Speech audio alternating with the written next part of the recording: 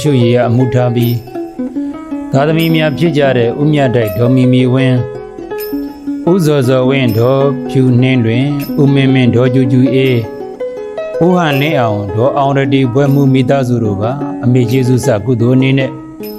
ရောင်နိုင်ဒေသကြီးမြောက်ကလာပမြို့နယ်ဇဘူအေးတိုက်ပညာပါရမီဂုဏပဋ္ဌာန်းကျောင်းမှာဆောက်လုပ်ထားတဲ့အလျာပေ80အနံပေ60ရှိသာဏပြည့်စုံဓမ္မယုံ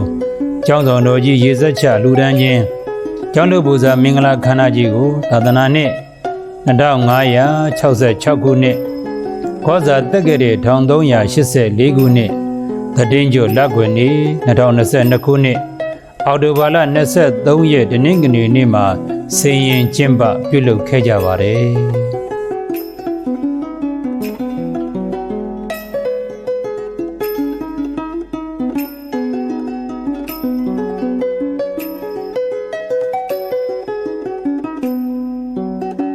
ကျောင်းရေးစကြခန္ဓာကိုပရမပိုင်းဒုတိယပိုင်း2ပိုင်းခွဲပြီးပထမပိုင်းတန်ခပူဇာကုသိုလ်အနေနဲ့နန်းနဲ့6နာရီအချိန်မှာဖျားမှုရှိတဲ့တန်ဃာတော်ရှင်သူမြတ်များအားနန်းနဲ့ဆွမ်းဆက်ကလူရန်ပြီးတန်ဃာတော်ရှင်သူမြတ်တို့ထံမှအန္တရာယ်ကင်းပေးတရားနာယူကအလုရှင်မိခင်ကြီးဒေါ်ရှုရည်နဲ့သားသမီးများကလူပဲဝတ္ထုပစ္စည်းများဆက်ကလူရန်ကြပါတယ်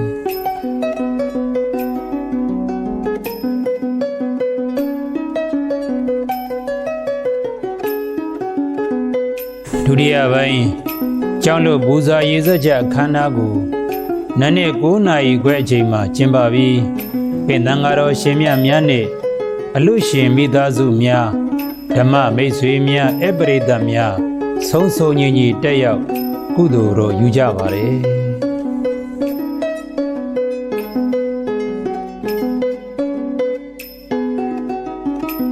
အခမ်းအနားကိုအစီအစဉ်ကိုနဲ့ဇင်ရင်ကျင်းပပြီးအစီအစဉ်တည်းရအခမ်းအနားကိုနမောတတ3ကြိမ်ရွတ်ဆိုဘုရားကြောကမင်္ဂလာရှိတဲ့ကျောင်းတော်ပူဇာကဏ္ဍကိုဖွင့်လှစ်ပြီးတဲ့နောက်နိုင်ငံကျော်ဓမ္မစကုအဆိုတော်ရှုံးလက်အောင်ကစောင်းဥထုဝဏဇုနဲ့တွဲဖက်ပြီးတော့ထူးမခြားနာဘုံတော်ဘွဲ့တချင်းကံဖြင့်တေကျုပူဇော်ပါတယ်အစီအစဉ်နှစ်မှာတော့ပရိသတ်များကကျေးဇူးတော်ရှင်တတ်တော်ရှိအာဝရီဆရာတော်ဘုရားကြီးဓမ္မတရဏဂုံသုံးပါးနဲ့5ပါးသီလခံယူဆောက်တည်ပြီးအစီအစဉ်3အရာဆရာတော်တန်ဃာတော်ရှင်သူမြတ်များကဘဝတုတဗ္ဗမင်္ဂလံ3ဂါထာကိုရုပ်ဘဝတရဇေပြီးမေတ္တာပို့သတော်မူကြပါတယ်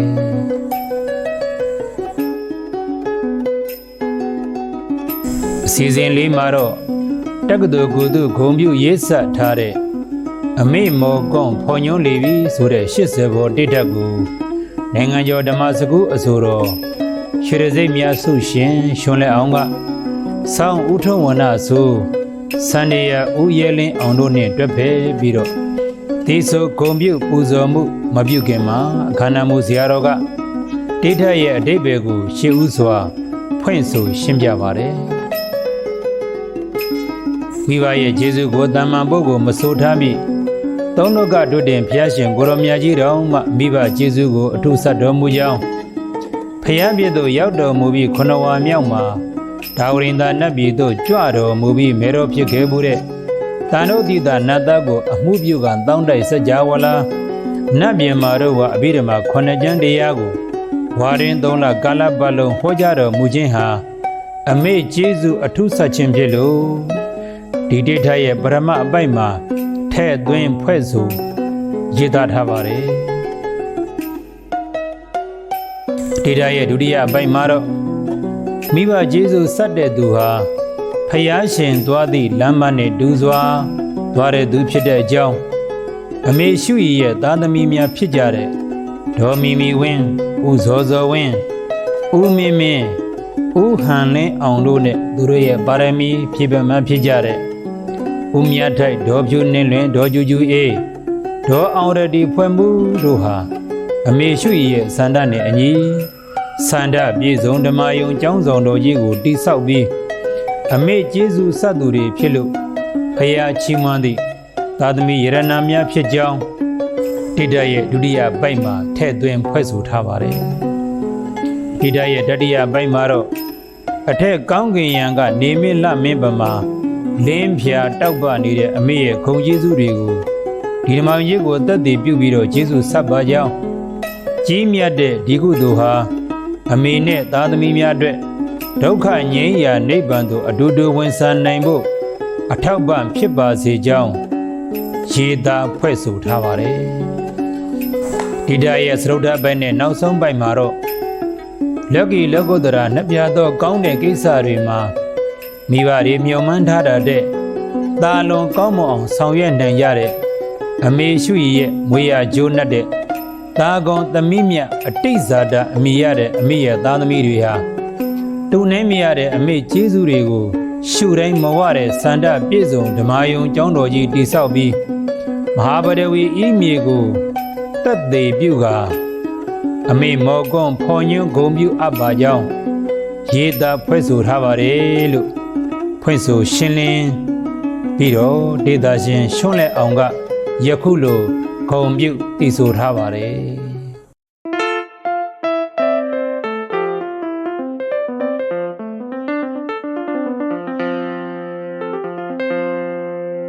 အတူလာကုံဆောင်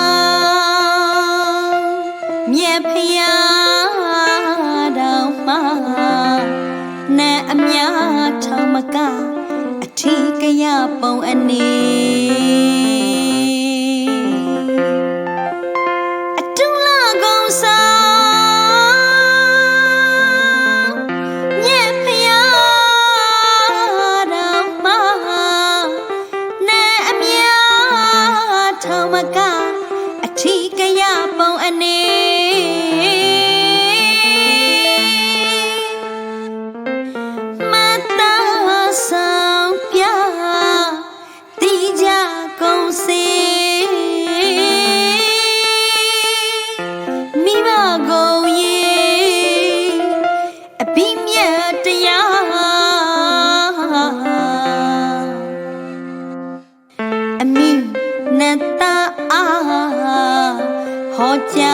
ဝရိမာအမိန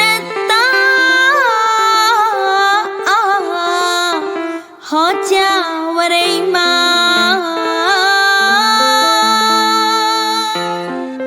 သောဖယထိန်တာ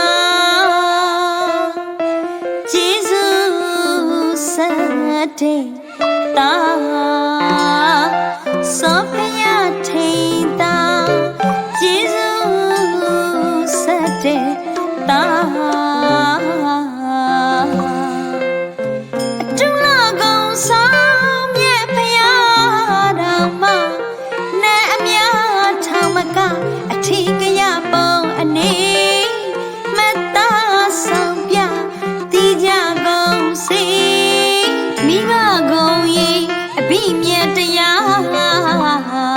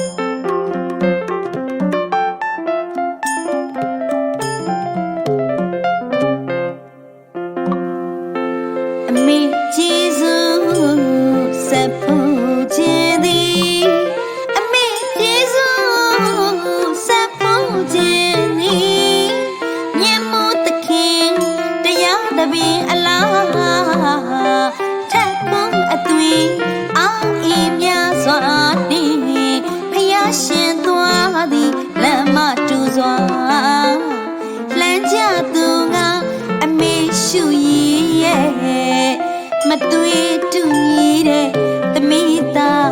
ရတနာ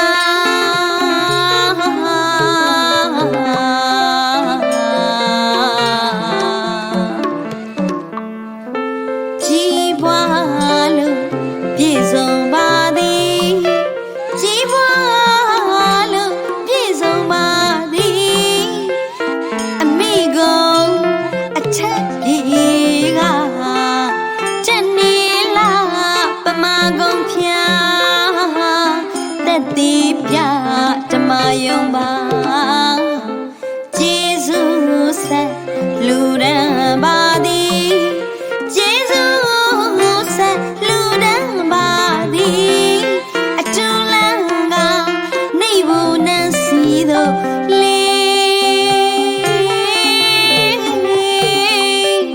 အတိစားတာတာအလားတွေမှာအတိစားတာတာအလားတွေမှာများစွာစေတနာတရာပေါ်ကျွေဝါလေ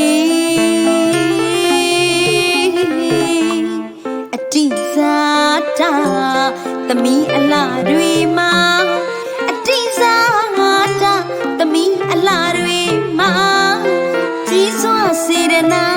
တရာပေါ်ကျွေဝါလေလေ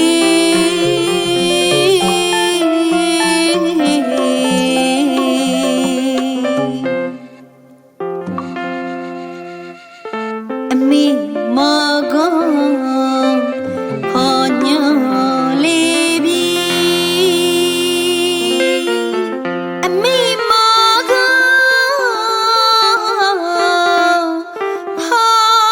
ညွန်လေးပြီကြောက်ထုံးမြေမဟီတတိတီဖယားလေး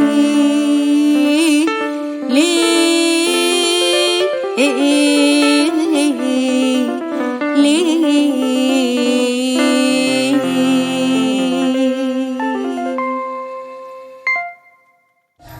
အစီအစဉ်နံပါတ်5မှာတော့ပင့်တန်ကဆရာတော်ကြီးများအားအလို့ရှင်မိသားစုများနဲ့ဓမ္မမိတ်ဆွေများကလှူပဲဝတ္ထုများဆက်ကလှူဒန်းပါတယ်အစီအစဉ်နံပါတ်6မှာတော့ဂုံပြုတ်ထိုက်သူဂုံပြုတ်မူ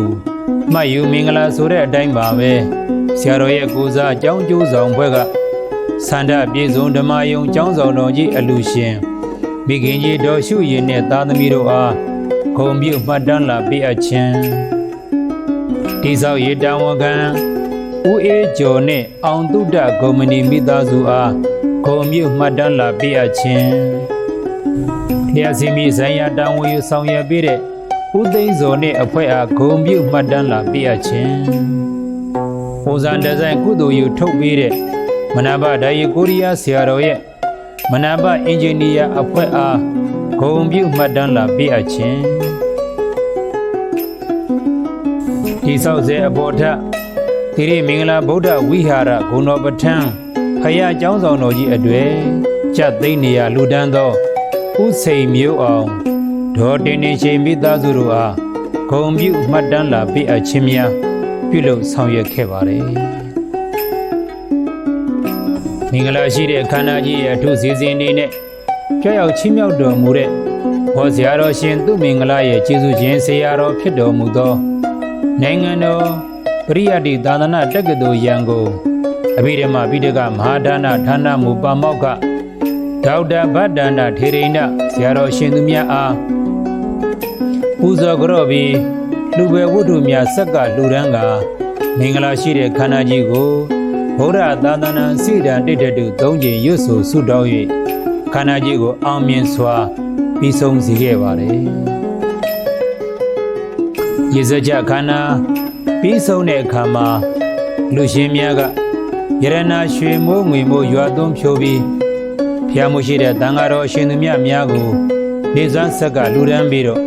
အပရိသမိတ်ဆွေများကိုလည်းပဲနေ့လေစာနဲ့တေခင်အခန့်ကျွေးမွေးလူဒန်းကြပါတယ်ဆ ဆန္ဒပြေဆုံးဓမ္မယုံကျောင်းဆောင်တော်ကြီးရေစက်ကြအလိုတော်မင်္ဂလာအခမ်းအနားကြီးပြီးဆုံးအောင်မြင်ခြင်းအောင်ပွဲအထိတ်မှအနေနဲ့တက္ကသိုလ်ကိုသူရေးစာတည်ကုန်းထားတဲ့ဆန္ဒပြည့်ပြီးအမေဆိုတဲ့သချင်းကိုအဆိုတော်ရှုံးလက်အောင်ကကြည်နူးဝမ်းသာတီးဆိုဂုဏ်ပြုခဲ့ပါတယ်ယခုလိုအမေကျေးဇူးဆက်နိုင်ဖို့အမေရှုရဲ့သားသမီးတွေဟာငယ်စဉ်ကာလကစားပြီးတော့လိမ္မာရေးချရှိစွာနဲ့ကြိုးစားအထောက်ခဲ့ရတာပါသူတို့ငယ်စဉ်ဘဝရုန်းကန်ခဲ့ရပေမဲ့သူတို့လေးတွေလိမ္မာမာနဲ့ကြိုးစားခဲ့လို့တပည့်တော်စိတ်ချမ်းသာရကြောင်းအမေကိုယ်တိုင်ဆရာတော်ကိုလျှောက်ပါတယ်ဒါပြင်အမကြီးအမိယာဆိုတဲ့အတိုင်းပါပဲမကြီးပြတဲ့ဒေါ်မီမီဝင်းကလည်းမောင်လေးတွေကြိုးစားကြလို့ဒီလိုအခြေအနေကိုရောက်ရှိလာတာပါဖြစ်လာတာပါလို့လည်းဆရာတော်ကိုလျှောက်ဖူးပါတယ်ဒါပြင်ကိုကြီးဖာရလို့ဆိုတဲ့အတိုင်းပဲအကိုကြီးဖြစ်တဲ့ဦးစောစောဝင်းကလည်းတပည့်တော်တို့ညီကိုမောင်နှမတွေဟာသိပြီးတော့တဲ့တာညီညွတ်တာဖះလို့လည်းကိုယူစွာပြောခဲ့ဘူးပါတယ်ဒီလိုကောင်းမြတ်တဲ့အကြောင်းတွေပြည့်စုံတဲ့သားသမီးတွေဖြစ်လို့အမေကျေးဇူးကိုထိုက်ထိုက်တန်တန်ယခုလိုဆက်နိုင်ခဲ့တာပါဒါပြင်သမီးနဲ့ဆက်ပြီးသားသမက်တော်ဆက်ရတဲ့ဦးမြတ်ထိုင်သားတွေနဲ့ဆက်ပြီးသမီးချွေးမတော်ဆက်ရတဲ့ဒေါ်ဖြူနှင်းတွင်ဒေါ်ကျူကျူအေးဒေါ်အောင်ရတီဖွဲ့မှုတို့ကလည်းပဲဗာရမီဖြစ်ပဲပြီးသားစွာသာသမီရင်းနဲ့မချအမေကိုချစ်ကြလို့ကြည်နူးစရာဒီကုသိုလ်ဘောကြီးဆင်နွဲကျင့်ပနိုင်တာဖြစ်ပါတယ်အဲ့ဒီအတွက်ဆန္ဒပြည့်ပြီးအမေဆိုတဲ့သချင်းလေးနဲ့ဂုဏ်ပြုလိုက်ပါတယ်အမေဆန္ဒပြည့်ဝတယ်လို့ကျေးဇူးတိတ္တကျေးဇူးဆက်ကြတဲ့သာသမီတွေရဲ့ကောင်းကျိုးလိုရာဆန္ဒမှန်သမျှလည်းပြည့်ဝကြပါစေလို့ဆုတောင်းပတ္ထနာပြုလိုက်ရပါတယ်အားလုံးမင်္ဂလာပေါင်းနဲ့ပြည့်စုံကြပါစေ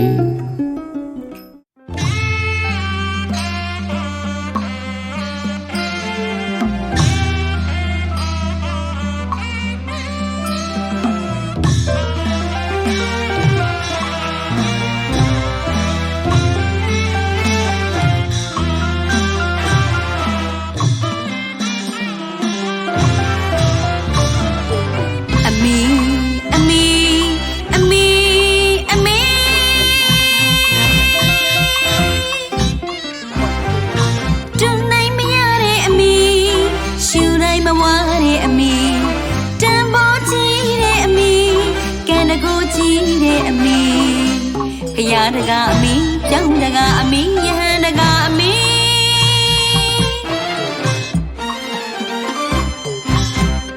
တာတို့ငယ်စဉ်ကလေးသမီးတို့ငယ်စဉ်ကလေးလူအပ်တာတွေဖြေကားပြီးကျွေးမွေးပြုစုယူရပုံတွေယနေ့ချင်းထိမမေ့ရပါအမီကျေးဇူးကြီးတဲ့သားရဲ့မိမိကျေးဇူးကြီးတဲ့သမီးရဲ့မိမိနေတိုင်းမမေ့ပြီချိန်တိုင်းမမေ့ပြီကျေးဇူးဆက်ဖို့ကြိုးစားကနေသာစန္ဒဒီနေ့ပြည့်ပြီအမီကြောင်းကြီးဆောင်လို့လူချင်တာလေးအမေစန္ဒဒီနေ့ပြည့်ပြီအမီ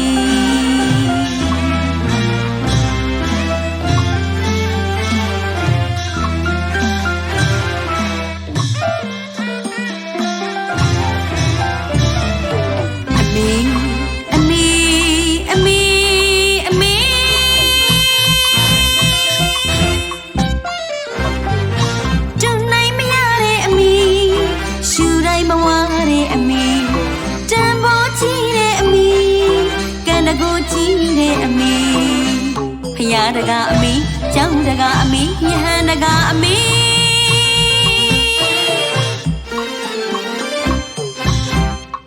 တာတို့ငယ်စဉ်ကလေးသမီးတို့ငယ်စဉ်ကလေးလိုအပ်တာတွေဖြေကားပြီးကျွေးမွေးပြုစုယူရပုံတွေယနေ့ချိန်ထိမမေ့ရပါအမီကျေးဇူးကြီးတဲ့သားရဲ့မိမိကျေးဇူးကြီးတဲ့သမီးရဲ့မိမိနေတိုင်းမမေ့ပြီချိန်တိုင်းမမေ့ပြီကျေးဇူးဆက်ဖို့ကြိုးစားကနေသမီးစံတော့ဒီနေ့ပြည့်ပြီအမီ လို့လူကျင်တာလေးအမိစန္ဒဒီနေ့ပြေပြီအမိ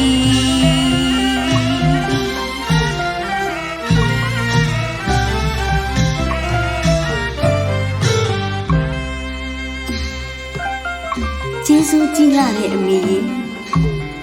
သားတို့သမီးတို့အပေါ်မှာထားရှိခဲ့တဲ့အမိရဲ့ကျေးဇူးတရားတွေဟာမြင့်မို့ထက်မြင့်မားသလိုသမုဒ္ဒရာထက်လည်းနှဆိုင်လှပါတယ်အမိကောင်းကင်မဆန့်ပြည့်နှံ့သလိုမဟာပထုံကြီးမြေကြီးထက်လည်းဒုရဲကြီးမားလှပါတယ်အမိရဲ့ဒီနေ့ဟာတုတ်နိုင်မရတဲ့အမိကျေးဇူးတွေကိုရှုတိုင်းမဝတဲ့ကျောင်းတော်ကြီးလှူဒန်းပြီးကျေးဇူးဆက်တဲ့နေ့ပါအမိကျေးဇူးဆက်တဲ့နေ့ပါဘဝတသက်မမိရဲ့နိုင်ဟက်ပြိုင်တုကင်းရင်တွင်းညီညီတစိမ့်စိမ့်နဲ့တသိမ့်သိမ့်ချင်းလို့စရာကျောင်းအလိုကုသိုလ်ကြီးနဲ့အမိကျေးဇူးဆက်လိုက်ပါပြီအမိစန္ဒဒီနေ့ပြေပါပြီအမိစန္ဒဒီနေ့ပြေပါပြီ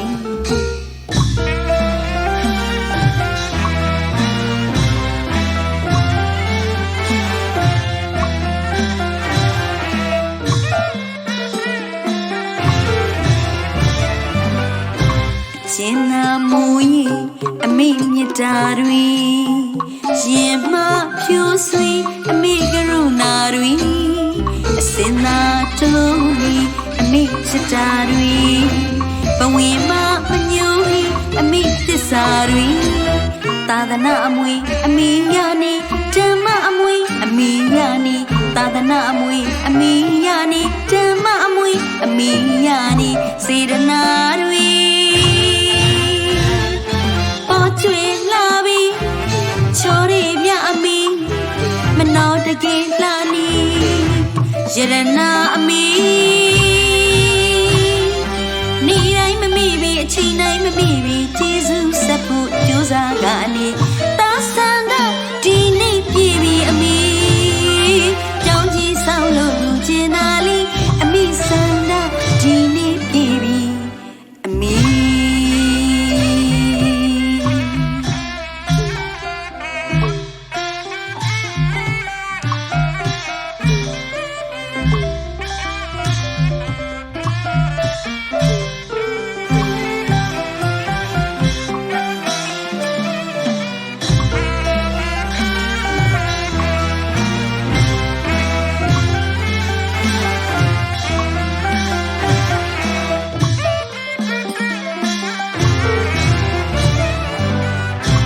ရှင်နာမိုးကြီးအမိမြတ်တာတွေရှင်မဖြူဆွေးအမိကရုဏာတွေအစင်သာတုံးပြီးအမိချစ်တာတွေဘဝင်မမညိုးပြီးအမိသစ္စာတွေသာသနာအမွေအမိရနေဓမ္မအမွေအမိရနေသာသနာအမွေအမိရနေဓမ္မအမွေအမိရနေစေတနာတွေကျွေလာပြီချိုရီပြအမီမနောတကယ်လာနီရတနာအမီနေတိုင်းမမိပြီအချိန်တိုင်းမမိပြီကျေးဇူးဆက်ဖို့ကြိုးစားကနေသမီးစံသာဒီနေ့ပြေပြီအမီကြောင်းကြီးဆောင်လို့လူကျင်တာ